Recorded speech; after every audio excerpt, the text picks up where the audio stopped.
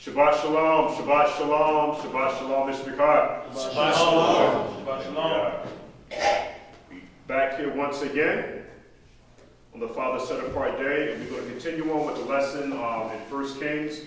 We've been doing this series for a long time, and I just want to make sure that everybody understands the basics of it. We haven't even actually gone into Kings yet, so we've been going through a whole lot of preliminaries, making sure that we have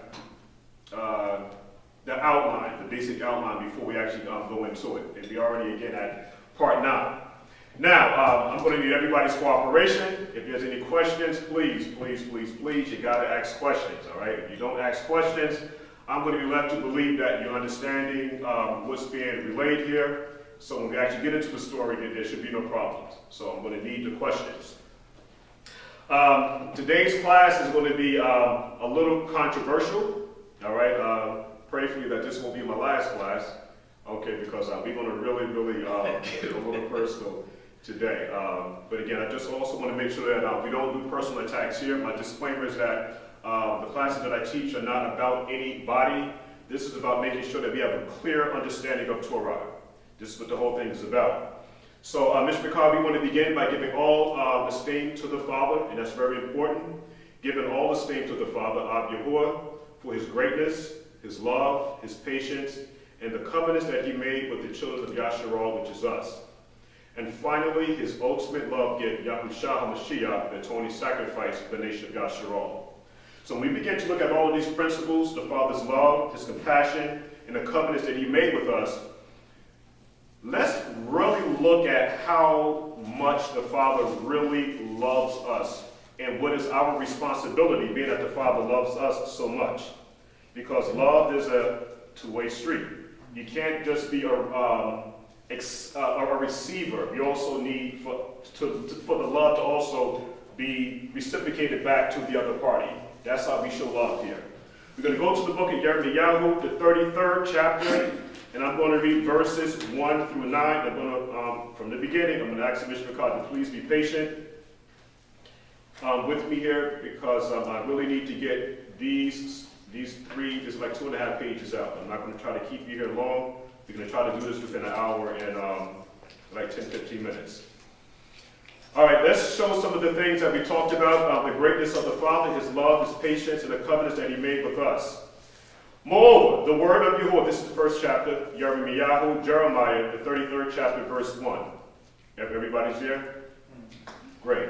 Moreover, the word of Yahuah came into Yirmiyahu the second time, while he was yet shut up in the court of prison, saying, Thus saith Yahuah, the maker thereof, Yahuah that formed it, to establish it, Yahuah is his name. Yahuah is his name. Call unto me, Yahuah, and I will answer you, and show thee great and mighty things which thou knowest not. For thus saith Yahuah, the Elohim of the mighty one of Yashra'al, concerning the houses plural of this city, and concerning the houses of the kings of Judah, which are thrown down by the mounts and by the sword. They came to fight with the Chaldeans, but it was to fill them with the dead bodies of men, whom I have slain in my anger and in my fury, and for all whose wickedness I have hid my face from this city.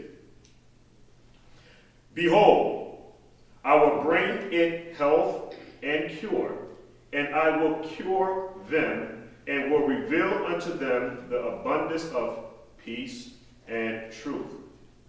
I will cause the captivity of Judah and the captivity of Yashra'al to return, and will build them as at the first, and I will cleanse them from all their iniquity, all of our iniquity, whereby we have sinned against the Father Yahuah. The Father Yahuah says, I will pardon all their iniquities, whereby they have sinned, and whereby they have transgressed against me. And it shall come to pass, and it shall be to me a name of joy and praise and honor before all the nations of the earth, which I hear all the good that I do unto them, and they shall fear and tremble for all the goodness and for all the prosperity that I procure unto it. We'll read verse 37. So we can drop down, what did I have here? Okay, verses 1 through 9. Let's go through the book of Yahuah, the 43rd chapter. And just to let you know, again, the Masoretic text versus the Greek Septuagint, verses 14, 15, 16, 17, 18, 19, 20, 21, all the way down to 26 are not in the Greek Septuagint at all. Is that Isaiah 43 more? Yes, Isaiah 43 and 1. But in the book of Jeremiah, the 33rd chapter, verses 14 to 26 are not there. Not in the Greek Septuagint. I just found that interesting. So the book of Yahuah, the 43rd chapter. What I just want to try to expound here is the greatness and the love that the Father has for his people. And being that the Father loved us so much, like I always say then, now, what is our responsibility, being that the Father is not actually keeping the covenants that he made with us? So all this is about responsibility. Watch how the Father loves us, the nation of Yashra'al. Verse 43 and 1 in the book of Yahuah, or the book of Isaiah, the 1st chapter. But now thus saith Yahuah, that created you, all of us here in this congregation, but this is going to get personal. But now thus saith Yahuah, that created you, O Yaakov, Jacob, and he that formed thee, O Israel, fear not, for I have. And the operative word there is have. You good? Yeah, I got kind of confused. I thought you said Isaiah 43 in verse 1, but then where exactly are you at? Did I just start from 43 and 1? Because that's what you had said. You said yes, you got. Isaiah 43 and 1. Right. Yeah. That's what we at? Oh. Yeah. Okay. All right. Okay. For thus saith Yahuah Elohim, that created you, O Yaakov, and he that formed thee, O Israel, fear not. For I have redeemed you. I have called you by your name. Thou art mine. Okay? Very easy to understand. Verse, let's go to 43. Isaiah, the 43rd chapter.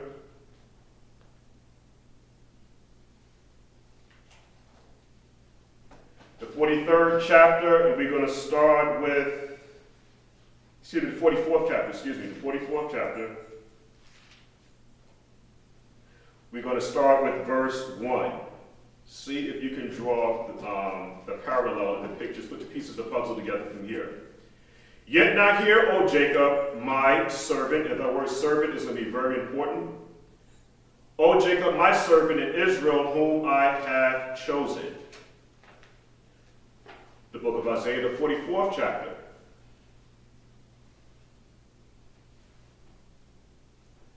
The 45th chapter, verses 4 through 6, I'm going to read. Isaiah 45, 4 and 6. For Jacob my servant's sake, and Israel mine elect, I have called you by your name. I have surnamed you, though thou hast not known me. So right about now, things should start to get a little personal. And what type of relationship that we actually have with the Father. I've chosen you, I formed you, I created you, and you're actually my servants. Hallelujah. So again, things should begin to trigger a little bit here now with the scriptures that we're bringing out. Verse 45, I am Yahuah, and there is none else, no Elohim besides me. I girded you, though thou hast not known me. Verse 45 and 6, that they may know from the rising of the sun and from the west that there is none beside me. I am Yahuah, and there is none else. Let's go to the book of Isaiah, the 46th chapter. We're going to stay in Isaiah for a little bit. And we're going to It's Isaiah the 46th chapter, verses 3 through 5. The Father of Yahuah is saying, Hearken unto me, O house of Jacob, and all the remnant of the house of Israel, which are born by me, that's in parentheses, from the belly, which are carried from the womb. Even to your old age I am he, and to your hoar hairs will I carry you. I have made and I will bear, even I will carry and will deliver you. Verse 5, to whom, and this where it gets personal, the Father is telling each and every one of us in this congregation today, to whom will you liken me and make me equal to and compare me to, that we may be alike or like? It's getting very, very personal. Let's go now to the book of Isaiah, the 47th chapter, just in case it's not clicking, because our behavior is supposed to reflect Torah all the time. This is a 24-hour mission here. We're supposed to be that light to the other nations, and especially first and foremost to the other Israelites who are now looking for the true sons and daughters to actually come back into the walk here. So we all have a mission here. The book of Isaiah, the 47th chapter, I'm going to read verses 47th chapter, verses 4 through 6. As for our Redeemer, and that word Redeemer is very important because we were redeemed, we were bought with the price, okay, and that price was the precious blood of Yahusha Mashiyach. That's how we were redeemed. As for our Redeemer, Yahuah of hosts is his name, the set-apart one of Yashra'al. Sit thou silent, and get thee into darkness, O daughter of the Chaldeans. For thou shalt no more be called the Lady of Kingdoms. I was wroth with my people. I have polluted my inheritance, and given them into thy hand. Thou didst show them no mercy. Upon the ancient hast thou very heavily laid the yoke. So again, when we see the Father beginning to punish us, he's punishing us because we broke the laws, statutes, and commandments. And it's very important now, understanding out of all the scriptures that we've gone through, that the Father needs for us now to reciprocate the love back to him the way that he showed to us. For he first loved us. And that's very important. If the Father's not going to reach out to you first, give you a goodly land, establish laws, statutes, and covenants with us in order to keep this relationship going. But once we get into the land, it said that Israel kicked. We waxed fat and kicked. So anybody ever questions why we're in the situation that we entered today, it's because we broke the law, statutes, and commandments. Hallelujah. That ultimate love that the Father showed each and every one of us, we have to ask ourselves, are we really, truly working and assimilating what we're reading here in the scriptures? Because it's talking about the love that the Father has showed us, and he's asking for us to now return back into covenant relationship with him. Let's go to the book of Isaiah. We're going to stay in the book of Isaiah, and this time we're going to go to the 49th chapter. So there should be no problems. The book of Isaiah, the 49th chapter, verses 1 through 3. Listen, O owls, unto me, and hearken, you people from far or afar. Yahuah hath called me from the womb, Yahusha, from the bowels of my mother hath he made mention of my name. He hath made my mouth like a sharp sword, and the shadow of his hands hath he hid me, and made me a polished shaft in his quiver hath he hid me. Verse 3. And said unto me, Thou art my servant, O Israel, in whom I will be glorified. Let's look at that word servant. The word servant is the Hebrew word abad. The ayin, the bet, in the dalet, we have the word abad. or a bed, depending on the vowel pointing system. And watch what happens here. All the scriptures that we've been reading, being that the Father showed us all of His love, His laws, His statutes, His commandments, the covenants, everything that He has done for us, we are now indebted to the Father, and the word that we get for servant is a servant, a slave, a manservant, subject, servants, worshipers of Elohim. And the Brown's Driver's Brig gives us a definition of being in bondage or being a bond person, being totally submissive to the Father. Being totally submissive to the Father. If your goal is not to be totally submissive to the Father, you're in the wrong place. Straight up. I mean, listen, just save yourself the time and the energy. There's something that you're not grasping. The mission of all of this now is to be in total submission to the Father. Let's go to one more. Let's go to the book of Isaiah. The book of Isaiah, the 48th chapter, and that's going to be verse 1. Hear you, it gets personal, talking about everybody here in the congregation here. Hear you this, O house of Jacob, which are called by the name of Yashra'al, and are come forth out of the waters of Judah, which swear by the name of Yahuah, and make mention of Elohim of Israel, but not in truth, nor in righteousness. So I just wanted to also share with everybody, nobody excluded, me being first. We still have to remember, even though the Father sent His Son, Mashiyach, to be that atoning sacrifice, the Father has still a controversy with us. Yes. A major controversy, because we can't be part-time Hebrews.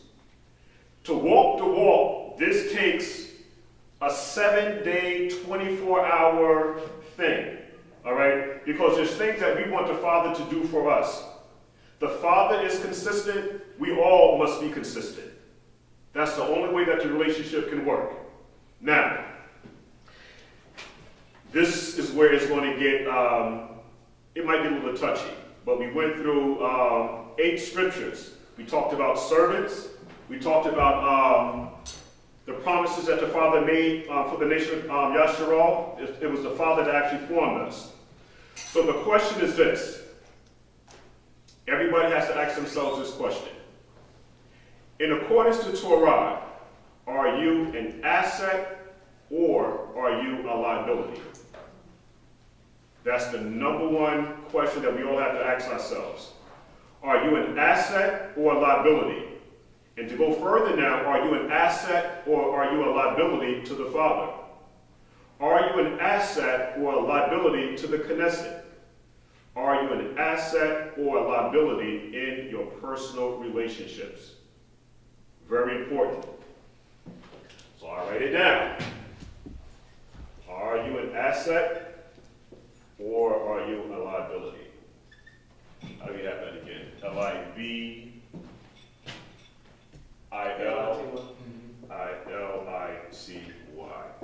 So everybody here is a asset. Okay, hallelujah.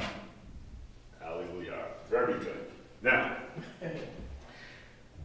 that everybody is an asset to the body, you're an asset to the relationships. So this is what I want to ask just the sisters. And in today's service, I don't want Moray, Yahuah, Executive Moray to answer any of these questions here. But this question here is directed specifically to the women. This is the question.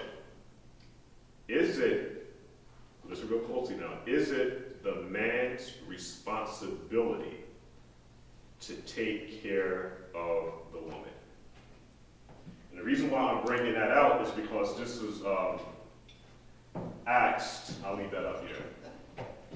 I was told that it is the man's responsibility to take care of the women. Maury has been speaking here for about 1.5 years, close to 2 years. I've been speaking here for about 1.5 years to 2 years also.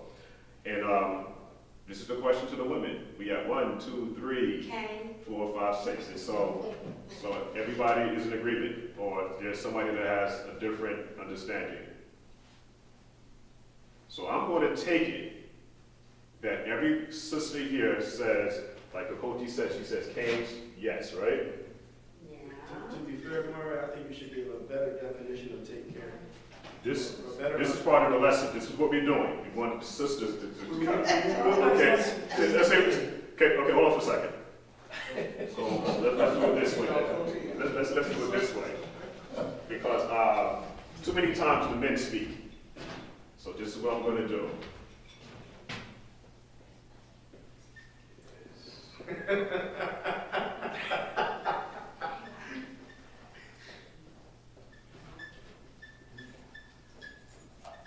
So go ahead and get you a full profess. Yeah.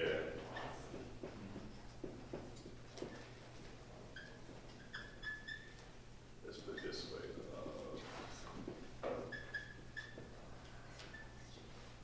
And I'm going to put, because this is what I'm focusing on right here. This right here. So, is it the man's responsibility to take care of the woman? So I just wanted to make sure. Okay, now see, I got some sisters' hands up here. So when I see take care, that's a general term. When I think of responsibility of the man is to protect and to provide. Okay. So to take care of, it will need to be clarified. But I'm thinking if you're talking about to protect and to provide, then yes. Very good, very good. Shema, you had your hand up? And then we go with Mr. Fury, not Mr. Fury, M's. Because I'm glad when I'm talking Mr. Fury for all this time. Mr. Fury, okay, so to take care, are you saying like the woman is supposed to, the man's supposed to be the woman's helpmate? see, this is the thing. This is what I was told. Okay, and I just wanted to make sure that we were all on the same page here. And this is the reason why I kind of threw some other extras behind that. Is it the man's responsibility to take care of the woman? Now, I'll be fair. Remember we talked about being an asset and a liability.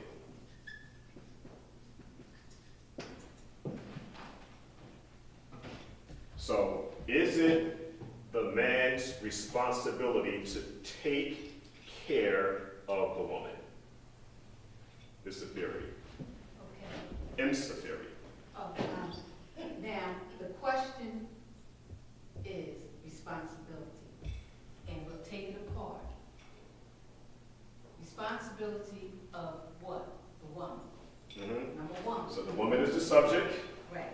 The verb is, we have the helping verbs here now, so we're talking about to take care of, so yeah, all right. So dealing with the proper origins of this woman has a responsibility to take care of herself. She has to know that. And we do work with the helping verb. Okay? She has to be an asset to herself to take care of her responsibilities. And if we go back to the pronouns of the man, Mm-hmm. yes, because he is to provide. Because a woman is a protector. She's going to protect her family. Okay. Okay? The man is the builder. Okay? So if he's building for that woman and that family, the woman's responsibility is to protect. We always say the man protects, provides, Right. builds. But we are really protectors. I know I will claw you to death over my children and my niece. Confession. Okay. All right, great. All right, so with this, if you say is it the man's responsibility to take care of the woman? And we're talking about now whether the person is now an asset or a liability to the relationship. Because this word to take care of needs to be really defined. Because I was given an example where the father he's taking care of the nation of Israel. And we see that relationship that the father has with his bride. What if I told you now that the father now is a provider, Yes. which is a little bit different now than taking care of? The father moved us into the land, and the land was a plenteous land. But we still have to work. There's still things that we have to do. Is there any? Let's start with the man first. Is there any brother in here that will want a woman that's going to be a liability to the relationship? So everybody's looking for this woman now to be an asset. I'm a strong believer that women should understand Torah, all right? They should know their responsibilities now. And when we talk about the word helpmate, when does this woman now become an assistant? Because that's what the father created the Isha to be, is to be his assistant. So I just want to make sure, again, wording is very important. We say take care of, because I hear that word thrown around a lot. Well, listen, I don't have to do anything. It is the man's responsibility to just take care of me. And I have not found that anywhere in Scripture. I just haven't found it. It even got to the point where they said, listen, you know what, the woman's not supposed to work. So my question is, with the responsibility that the man has, he's the protector, he's the head of the household, he's the representative of the father. Do the women supposed to work? And I'll write this down. This is for the women now. Do women supposed to work in their relationships? I'm asking the sisters this. Yes. Yes? Okay, so mine says yes. There's different types of work. They could be work like working for the father. Mm-hmm. You're helping other sisters, teaching them. So that's Right. work. You know, you gotta work in the fields and all that. So Leaving the house. leaving the house working. Yeah. It depends on their relationship. It And how depends their on. dynamic is. Right, okay, so very good question. So it depends on the relationship whether or not the woman should be working outside of the house. So if the man is a multi-millionaire, obviously she should I not. mean, if she wants some type of, it depends on the relationship. Okay, all right. Whatever they decide.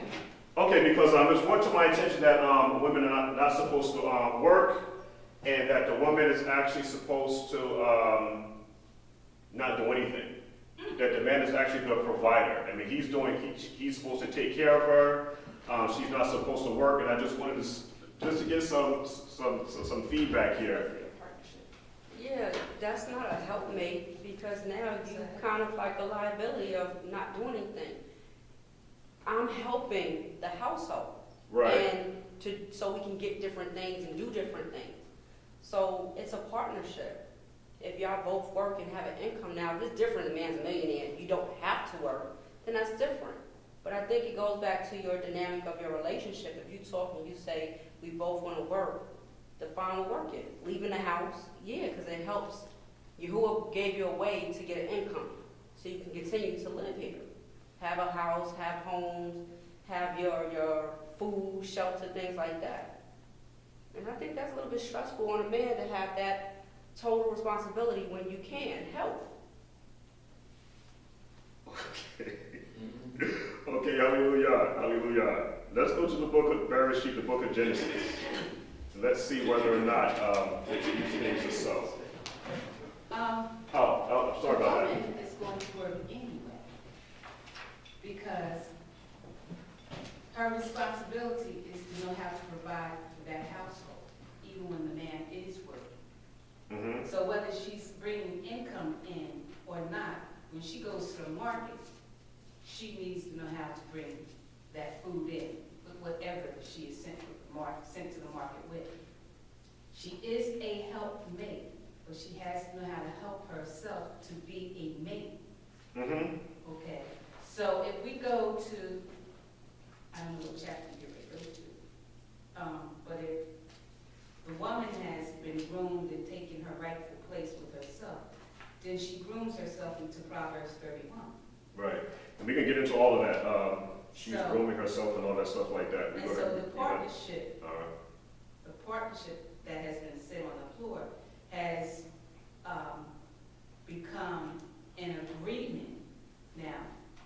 For modern day, if she already has a career, it must be understood that who she has become is a person that earns economics to come in conjunction, in partnership with the male. Okay. Let's go to some scriptures here. The book of Bereshit, the 24th chapter. I'm going to go through some scripts here. That's going to answer the question, because remember, we're talking about being an asset, or are we going to be a liability in these relationships here? The book of Bereshit, Genesis, the 24th chapter, verse 12. I'm going to read down to 20.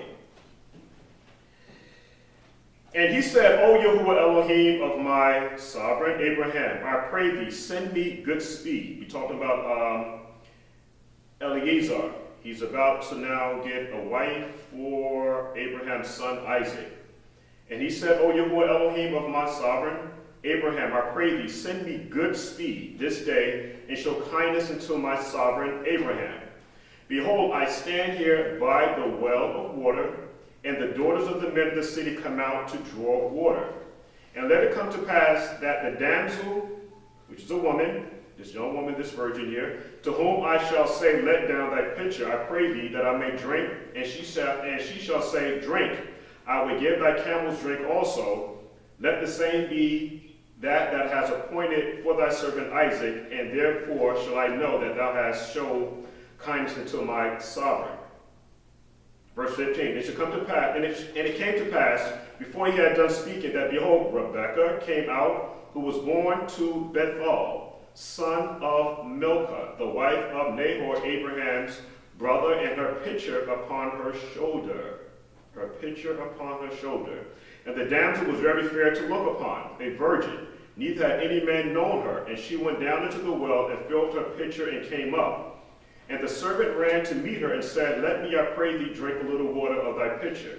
And she said, drink, my sovereign. And she hasted and let down her pitcher upon her hand and gave him to drink. And when she had done giving him drink, she said, I would draw water for thy camels also, until they have done drinking. And she hasted and emptied her pitcher into the trough and ran again into the well to draw water, and drew water for all the camels. So Rebekah is actually working outside of the house. She's now in a situation where she's taking care of the water in the family. She goes out and she meets Eliezer, and she gives him water to drink, and she also feeds 10 camels. She's doing all this on her own. So I'm just trying to show some examples here where women did work outside of the house, because the whole thing now is that you need to be a liability. Everybody needs to be a liability. The only way that the body can work, asset. Everybody needs to be an asset to the body here. Being a liability is actually a crutch. Again, in order for the body to work, you have to be an asset. Everybody must work. The book of Bereshit, we're going to stay there for a little bit, because we have some questions that we need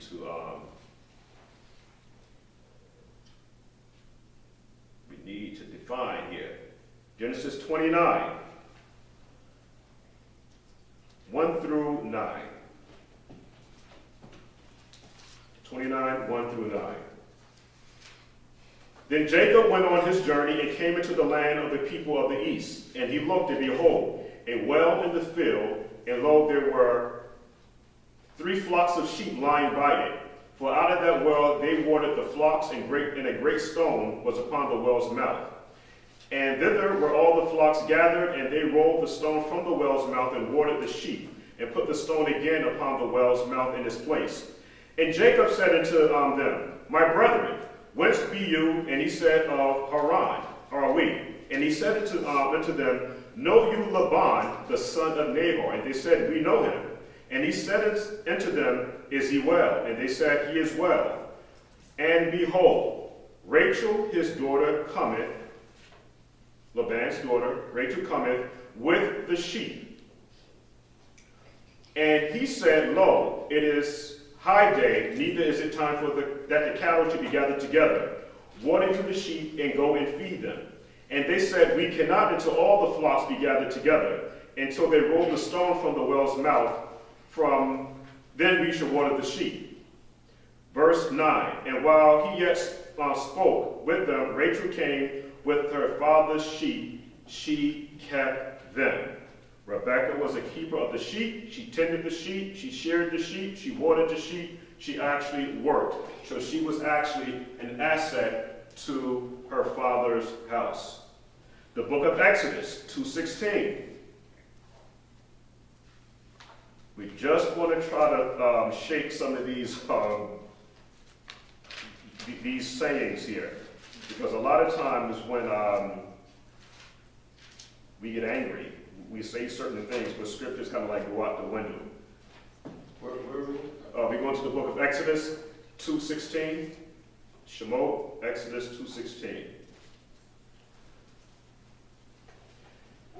Now the priest of Midian, Jethro here, had 7 daughters, and they came and drew water and filled the troughs to water their father's flock.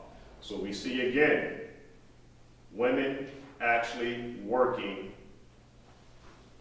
being an asset to the family and not a liability. Nobody wants to be a liability. What is it that you're doing to actually contribute to the relationship? We go to the book of John, the 4th chapter.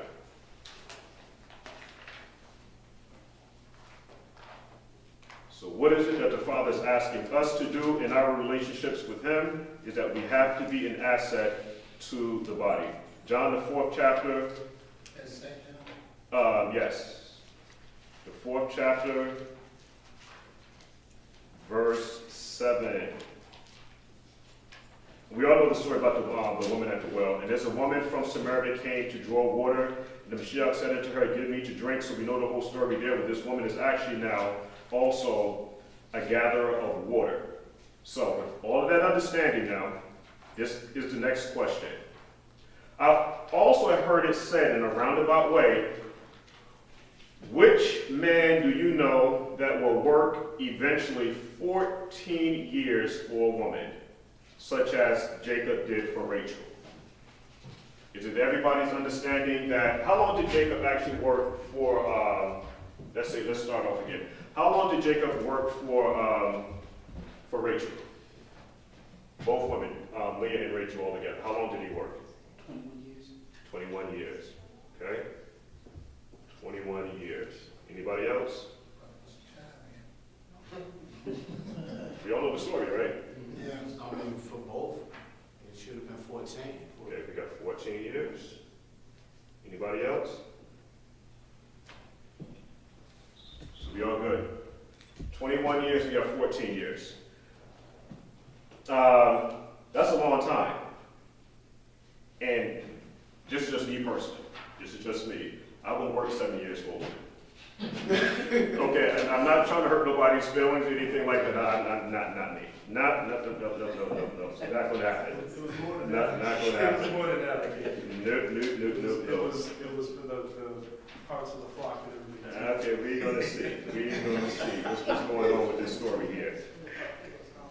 And again, don't take it personal. Hey, listen, if a brother wants to do that, knock yourself out. Hallelujah. More power to you. That's not on my agenda. The book of Bereshit, the 29th chapter.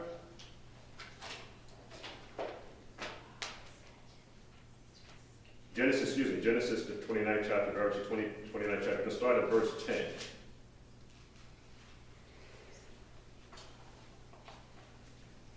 Verse 10. It came to pass when Jacob saw Rachel, the daughter of Laban, his mother's brother. So Rebekah and Laban were brothers and sisters, all right? And it came to pass when Jacob saw Rachel, who he loves. Rachel was the second born, right? Right. The second born was Rachel. Right. The firstborn was Leah. Leah. Right? And it came to pass when Jacob saw Rachel, the daughter of Laban, his mother's brother, and the sheep of Laban, his mother's brother, that Jacob went near and rolled the stone from the well's mouth and watered the flock of Laban, his mother's brother. And Jacob kissed Rachel, okay, the second born. He kissed Rachel and lifted up his voice and wept. And Jacob told Rachel that he was her father's brother. And so we know that they married with this side of the family here. We see how this is working here. And that he was Rebekah's son, and she ran and told her father, which was Laban. And it came to pass when Laban heard the tidings of Jacob, his father's, his sister's son, that he ran to meet him, Jacob, and embraced him, Jacob, and kissed him, Jacob, and brought him to his house. And he told Laban all these things. And Laban said unto him, Surely thou art my bone and my flesh. And he abode with him the space of 1 month. And Laban said, okay, I'm back to the question, Moray, not you. Okay, so, and Laban said unto Jacob, Because thou art my brother, shouldst thou serve me for naught? Tell me what thy wages shall be. And Laban had 2 daughters. The name of the elder was Leah, and the name of the younger was Rachel. Leah was tender-eyed, but Rachel was beautiful and well-favored. And Jacob loved Rachel, and said, I will serve thee 7 years for Rachel, thy younger daughter. So when I read that, I'm like, wow. He's actually making the proposal that he would actually work 7 years for her. So remember verse 18. And Laban said, It is better that I give her to thee than I give her to another man. Abide with me. And Jacob served 7 years for Rachel, and they seemed unto him but a few days. So he's under the understanding that he's working for Rachel, right? For a few days, for he had loved her. And Jacob said unto Laban, Give me my wife, Rachel, for my days are fulfilled. He did the 7 years, that I might go into her. And Laban gathered together all the men of the place and made a feast. And it came to pass in the evening, and he took Leah his daughter, and brought her to him, and he went into her. And Laban gave unto his daughter Leah Zilpah, his handmaid for handmaiden, his maid for handmaiden. And it came to pass that in the morning, behold, it was Leah. And he said to Laban, What is this thou hast done unto me? Did I not serve thee for Rachel? Wherefore then hast thou beguiled me? And Laban said, It must not be so done in our country. That's going to be very important, in our country. To give the younger before the firstborn. Fulfill her week, and we would give thee also for the service which thou hast serviced with me yet 7 other years. And Jacob did so, and fulfilled her week, and he gave him Rachel, his daughter, to wife also. And Laban gave to Rachel his daughter Bilhah, his handmaiden, to be her maid. Last verse. And he went in also unto Rachel, and he loved also Rachel more than Leah, and served him yet another 7 years.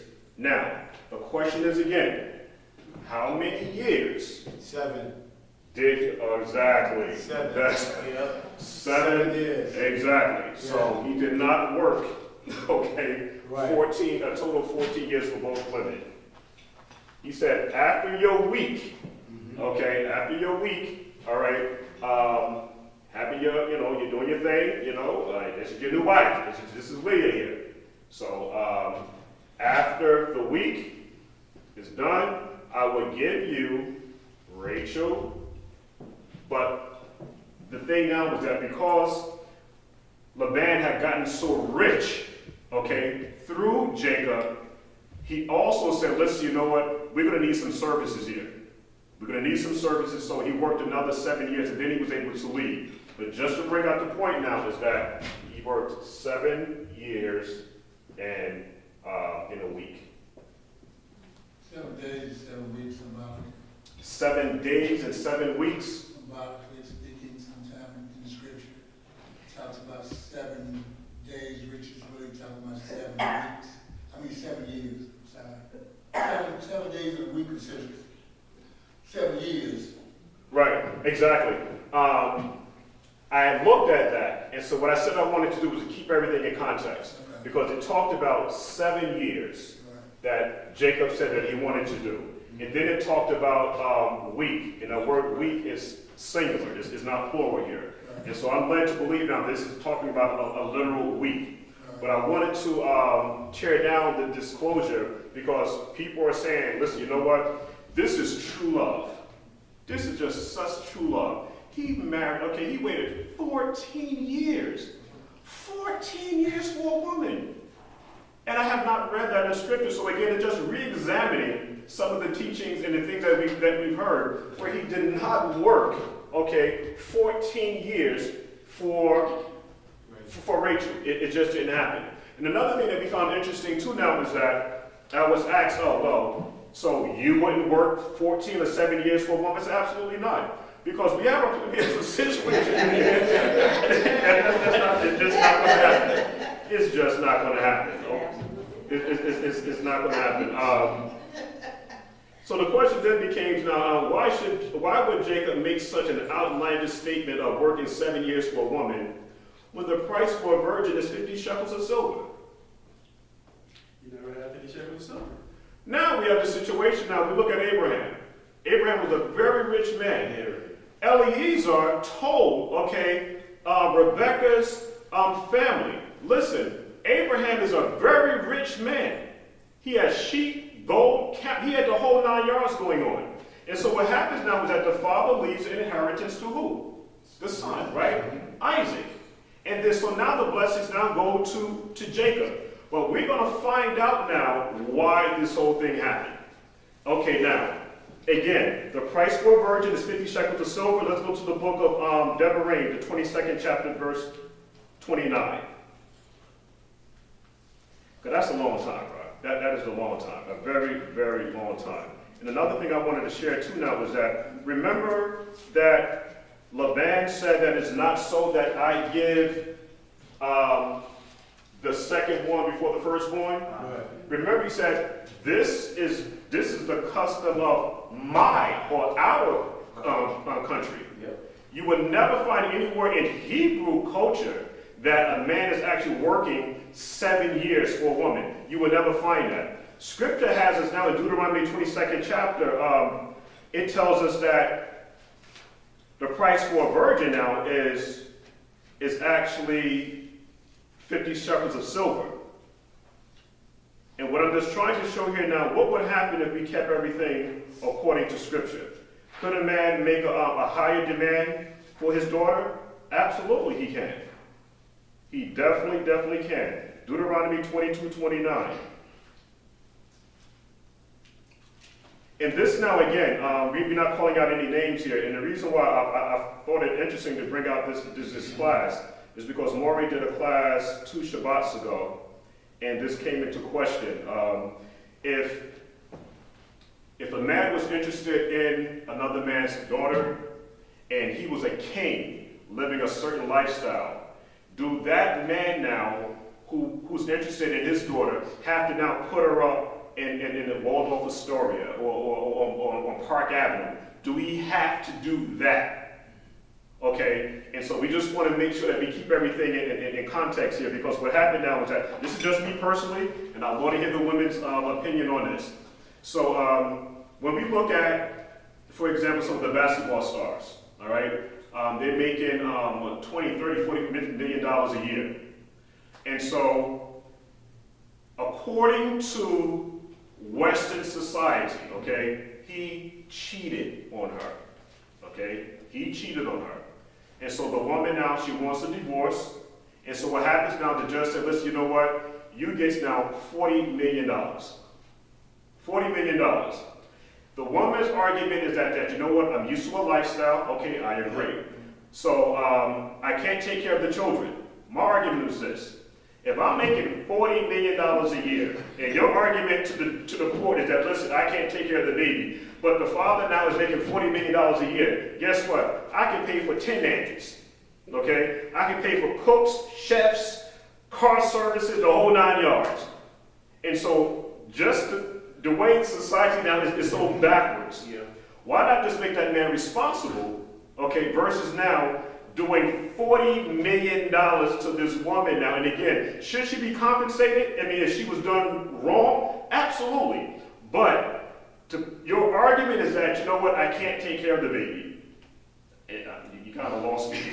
I'm kind of lost there. It just doesn't make sense to me. But again, if anybody else has a different argument, just let me know. Verse 29, 22, 29, the book of Deuteronomy. I started at 28. I started at 27. I started at 26. No, excuse me, one more time. 25. But if the man find a betrothed damsel in the field, and the man force her and lie with her, then the man only that lay with her shall die, because she cried out, she was raped. But unto the damsel thou shalt do nothing. There is in the damsel no sin worthy of death. For as when a man riseth against his neighbor and slayeth him, even so is this matter. It's the same thing. Mm-hmm. For he found her in the field, and the betrothed damsel cried, and there was none to save her. So she must cry out. Mm-hmm. If a man find a damsel that is a virgin, which is not betrothed, and lay hold on her, and lie with her, and they be found, then the man that lay with her shall give unto the damsel 50 shekels of silver, and she shall be his wife, because he hath humbled her. He may not put her away all his days. And so I just found that very interesting. So we have our shekel expert. This is Shoshana. She helped me with my money. She helped me that people didn't rob me. So she. But again, 50 shekels of silver is a lot of money. But I know in today's figuration of it is only like $450, $495. So it was much higher than that. So our women get much worth more than $495. All right. So I just wanted to bring that out. But watch how